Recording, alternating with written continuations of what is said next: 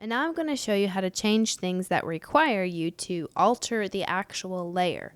When we've been doing things up until now, we've just been moving existing objects, or if you had an object that you were going to add to it and then move, like the flower or like the paint, that's only moving the items within the layer. But let's say we want to change the layer. For example, let's say that we want to enlarge a section of your emoji. That's going to require some change within the layer. Now look over here as I do those and watch them change in layer visibility. I had to copy a layer every single time that I did this in order for this to work. So for this one, first we need to make an animation folder. That's going to help you to stay organized. You've got all of your things in organized folders, hopefully. So we will go ahead and move back to the hand and the arm. Here they are. And hold down Alt, click and drag into that animation folder. And then you've got the arm and the hand in both folders. Just in case it doesn't work out, you still have your originals. We don't want to have the originals showing, however, so I will get rid of that layer visibility. We're going to merge those two layers together. It'll make it easier as we animate if they are together.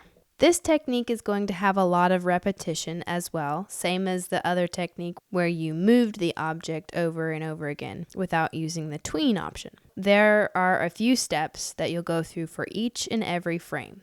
Add a new frame, Command J to copy this layer, make the previous layer invisible, and lastly, change the layer in whichever way that you're going to do. If that's enlarging an object, if that's rotating an object, or if it's recoloring an object, this is how you will do it right here. So I'm going to go ahead and make this one, instead of going straight across, I'm going to keep the elbow right here and move it so that it goes down like this. So I'm going to hold down Command T, and if you enlarge an object, this will be how you enlarge too, but I'm not going to enlarge. I'm going to make it so that it rotates over here. If I hold out here and rotate, it's going to eventually have a disembodied hand, which may be good in a different circumstance, but I just want for him to wave. So I'm going to move this point right there on the corner and tilt it slightly. I can hold my mouse anywhere outside of that box and get this double arrow, which will allow me to tilt it, and then press enter. So that whole process again, add a new frame, Command J to copy the layer, make the previous layer invisible, and then change my object. And just continue doing this until you have a full animation.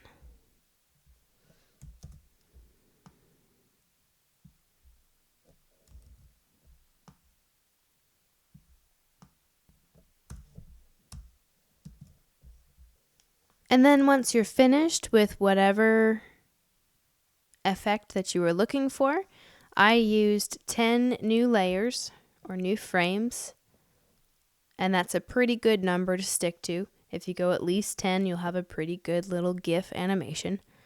Once you're finished, you can hold down Shift and copy, paste, and reverse the frames, and it will go back and forth.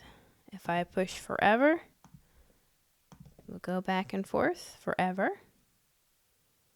And I'll probably just leave that one just like that.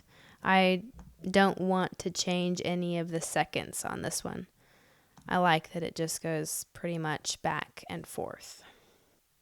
Now, if for some reason that you don't want to reverse the frames, you don't have to. For example, for my Rocky here, it pops back into that original position, and I liked it that way, so I left it there. And it just goes over and pops back. And that is the third technique for making your little emoji into a GIF.